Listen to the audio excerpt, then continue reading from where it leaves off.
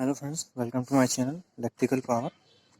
आज हम डिस्कस करने वाले हैं 4 बिट एसिंक्रोनस सब काउंटर के बारे में। पिछली वीडियो में हम देखा था 3 बिट एसिंक्रोनस सब काउंटर, ठीक है। सेम उसी तरह है, ये 3 बिट के लिए था और हम जो बात करने वाले इसके बारे में वो है 4 बिट का एसिंक्रोनस सब काउंटर, ठीक है।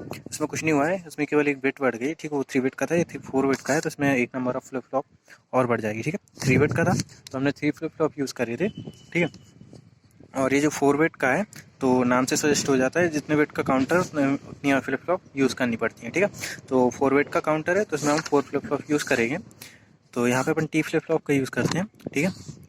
और टी फ्लिप फ्लॉप का भी यूज़ कर सकते हैं और जेके का भी यूज़ कर सकते हैं, क्योंकि जेके जो है उसमें भी अपन क्या करते हैं, दोनों जो दोनों इनपुट होते हैं उसके जे और के उसको कनेक्ट करते हैं लॉजिक 1 से, ठीक है। तो 1 इनपुट उसमें जाता है तो टॉगलिंग कंडीशन पर वर्क करता है, ठीक है।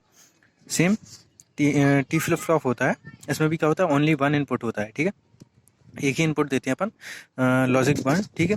और वो उसके दोनों जो है उसके दोनों इनपुट कनेक्ट रहता है और उसमें क्या होता है, ये जो है और ये क्या करता है, टॉगलिंग कंडीशन पर वर्क करता है, ठीक है। तो अपन इसमें एसिंक्रोनस मैनर में इसको क्या देते हैं, क्लॉक पल्स देते हैं। फर्स्ट वाले को मैंने क्लॉक पल्स दी, सेकंड वाले के लिए क्लॉक पल्स कहाँ से मिलेगी, फर्स्ट वाले का जो आउटपुट निकलेगा वो वर्क करेगा as a clock pulse to the second flip flop, ठीक है।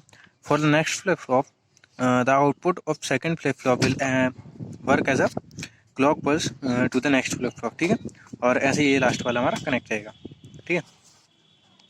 तो ये हमारा कनेक्शन हो गया, ठीक है। ये एसिंक्रोनस मैनर में हमने इसके लिए क्लॉक कनेक्ट कर दी, ठीक है। लॉजिक 1 से सारे इनपुटों को कनेक्ट कर दिया, ठीक है। हम इसमें देखेंगे नंबर ऑफ स्टेट्स कितनी रहेंगी, ठीक है। तो नंबर ऑफ स्टेट्स कहाँ से पता करते हैं अपन, 2n is equals to m होता है, ठीक है। तो यहाँ पे और n क्या होता है, where n is the number of flip flop, ठीक है। तो यहाँ पे 4 फ्लिप फ्लॉप का यूज़ किया गया है, तो 2n is equal to 4 is equal to कितना हो जाए 16, n is equal to number of flip flop, ठीक है। मैक्सिमम काउंट ये कहाँ तक करेगा, 2n-1 करते हैं अपन मैक्सिमम काउंट के लिए, ठीक है। तो 2 4 - 1, तो यहाँ पे 16 - 1 मतलब 15 तक ये काउंट करेगा, ठीक है।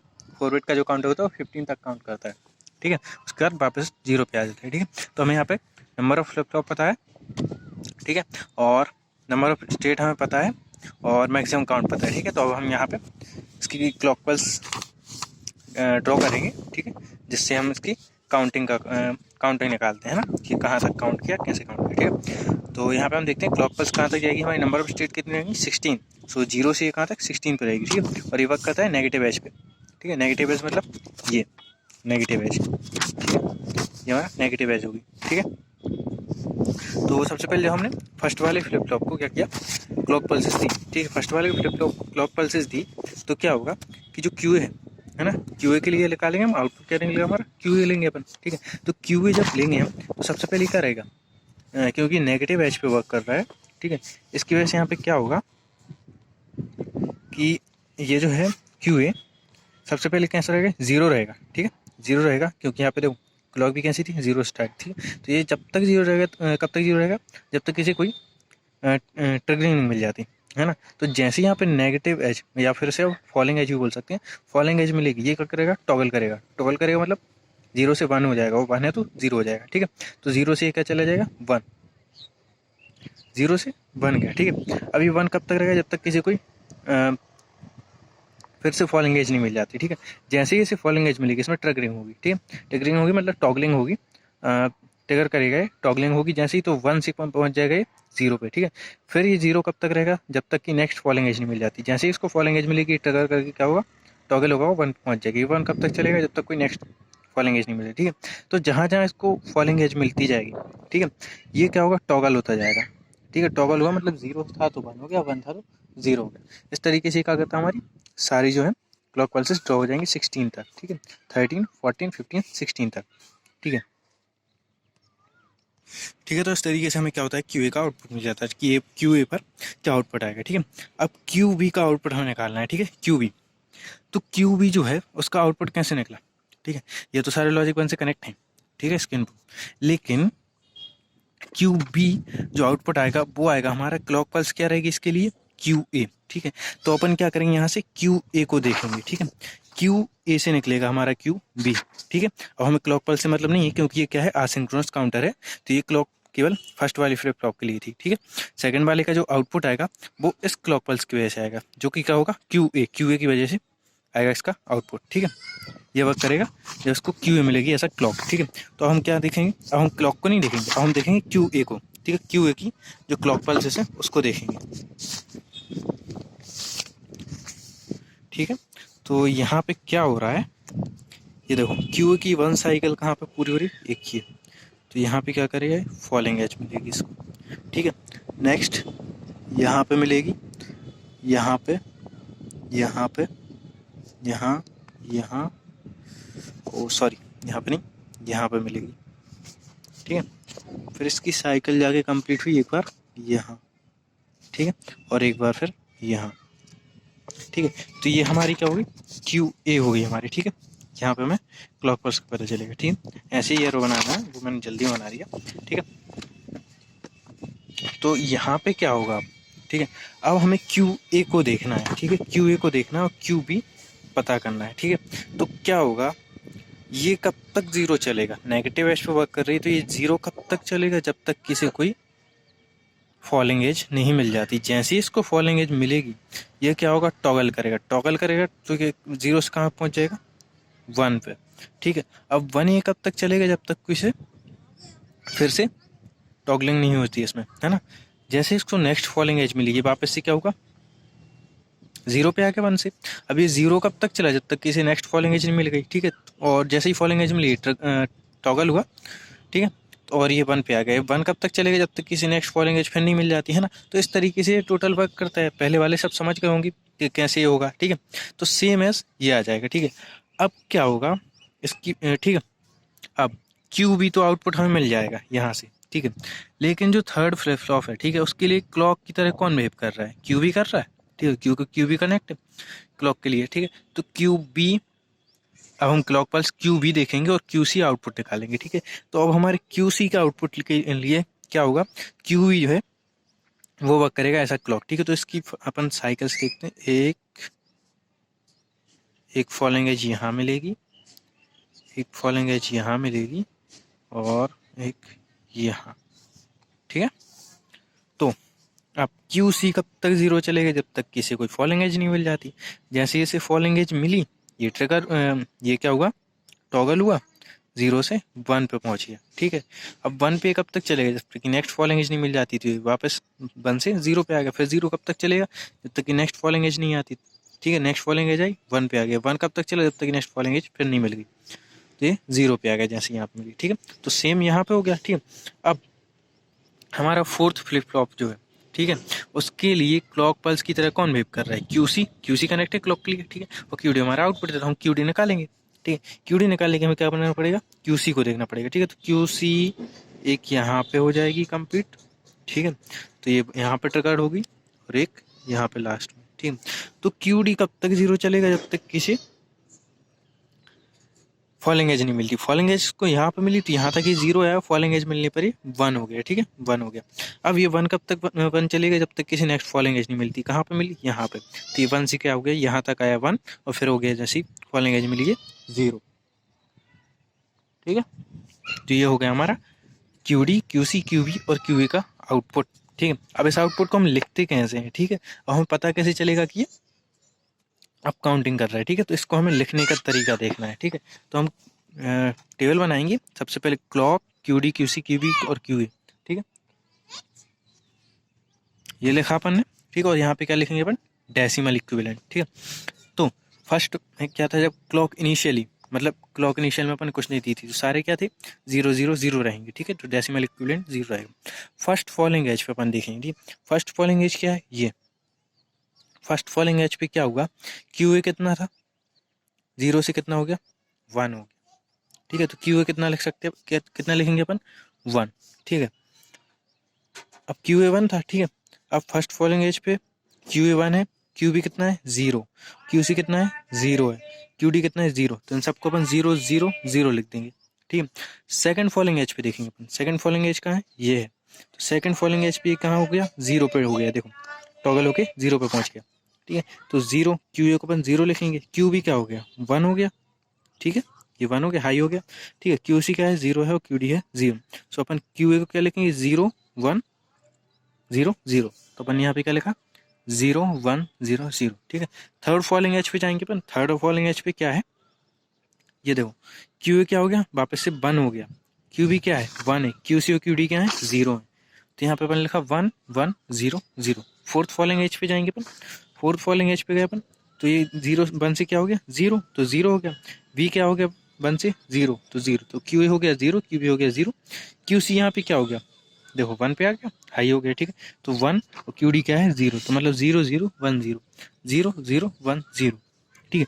फिफ्थ पे क्या हो गया, फिफ्थ पे भी ऐसी लो था, हाई हो गया यहाँ पे जैसे फॉलोइंग एज मिली, ठीक है। यहाँ पे क्या होगा, इसके लिए देखो QB के लिए तो फॉलोइंग एज है नहीं है, देखो, क्योंकि QB के लिए क्लॉकवाइज क्या है, QA है, तो यहाँ पे देखो कोई फॉलोइंग एज नहीं है ना, तो यहाँ पे 0 ही रहा, ठीक है। इसके लिए भी नहीं है, तो ये क्या था 1 था, तो 1 ही चल रहा था, इसके लिए भी नहीं मिली। देखो यहाँ पे QC भी नहीं है, यहाँ पे है, यहाँ पे नहीं है ना, तो ये भी 0 चल रहा था, ठीक है। तो QA कितना हो गया, अपन कितने फिफ्थ पे थे, है ना। फिफ्थ पे क्या होगा 1 0 1 0। तो यहाँ पे अपन ने क्या लिखा 1 0 1 0, ठीक है। सेम अपन क्या लिखेंगे, सबके लिए लिखते जाएंगे, ठीक है। सिक्स्थ है, सो सिक्स्थ के लिए क्या हो गया 0, ये 1 हो गया 0, सॉरी 0 1 और 1 0, सो 0 1 1 0, ठीक है, 0 1 1 0। सेवन्थ के लिए अपन देखेंगे, सेवन्थ के लिए क्या आ जाएगा 1 1 1 0, सो 1 1 1 0, ठीक है। एट्थ के लिए क्या आ जाएगा 0 0 0 1, तो ये हो गया 0 0 0 1, ठीक है। नाइन्थ के लिए क्या हो जाएगा 1 0 0 1, सो 1 0 0 1। टेंथ के लिए क्या हो जाएगा 0 1 0 1, तो यहाँ पे अपन लिखा 0 1 0 1। 11th के लिए क्या हो जाएगा 1 1 0 1, सो 1 1 0 1, ठीक है। 12th के लिए क्या हो गया, ये हो गया अपना 0 0 1 1, सो 0 0 1 1, ठीक है। 13th के लिए क्या हो जाएगा, 13th के लिए होगा ये 1 0 1 1, सो 1 0 1 1। 14th के लिए क्या है, ये देखो 0, ये हो गया 1 1 0 0 1। 14 के लिए है ना 0 1 1 1,